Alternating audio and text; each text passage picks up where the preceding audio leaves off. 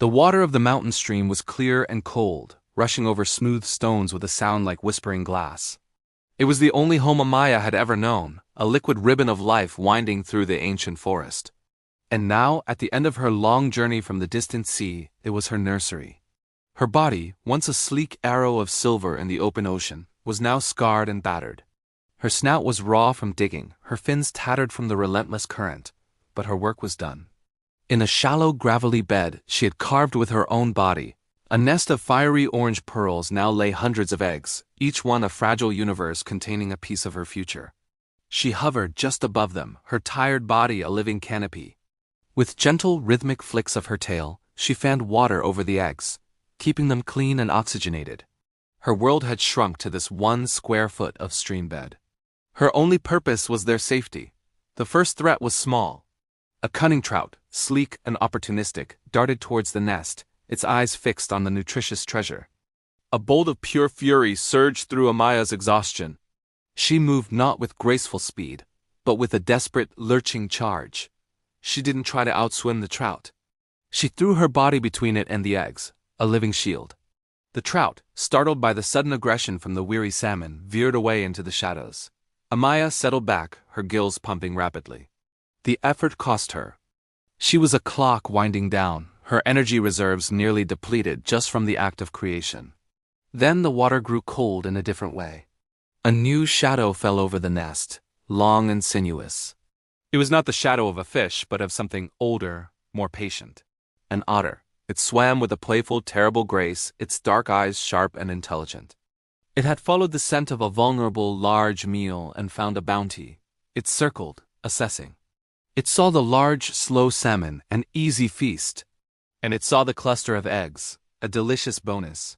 Every cell in Amaya's body shrieked in primal terror. The otter was death incarnate in these waters. To flee was her deepest instinct. She could dart into the deep, fast current and be gone, perhaps finding enough strength to survive a little longer. But to flee was to abandon the pearls of fire to the swirling water and the otter's clever paws. The eggs would be scattered, eaten, lost forever. Her entire journey, every leap over roaring falls, every desperate swim past bears, every moment of her existence would be for nothing. The otter made its move. It didn't charge. It simply drifted closer, confident, one deft paw reaching out to scoop the gravel. Amaya did not run.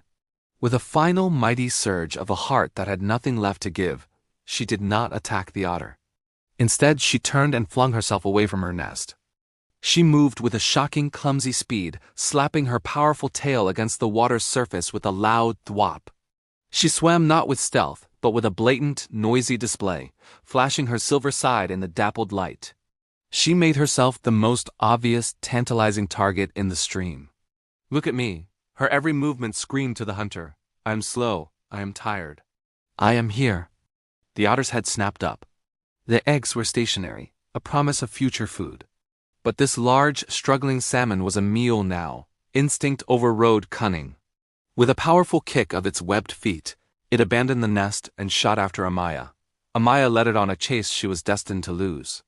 She swam just fast enough to keep the otter's interest, leading it downstream, away from the sacred gravel bed. She felt the water pressure change as the otter closed in, felt the stream of bubbles from its pursuit. She did not look back toward the nest. Her entire world was now the chase, the pulling of the current, the shadow at her heels. Her sacrifice was not a moment of conflict, but of deliberate, heartbreaking redirection. The otter caught her just as the stream widened into a pool. There was no great struggle. Amaya had spent her last strength on the diversion. As the world dimmed, her final sensations were not of teeth, but of a profound, echoing certainty. Back in the shallow, sun-dappled water, the current she had created with her tail settled. The gravel bed lay undisturbed. The fiery orange pearls, safe in their silence, continued to pulse with tiny growing hearts. They held the memory of her strength, the map of her journey, and the echo of her choice. The stream whispered on, carrying her story in its current.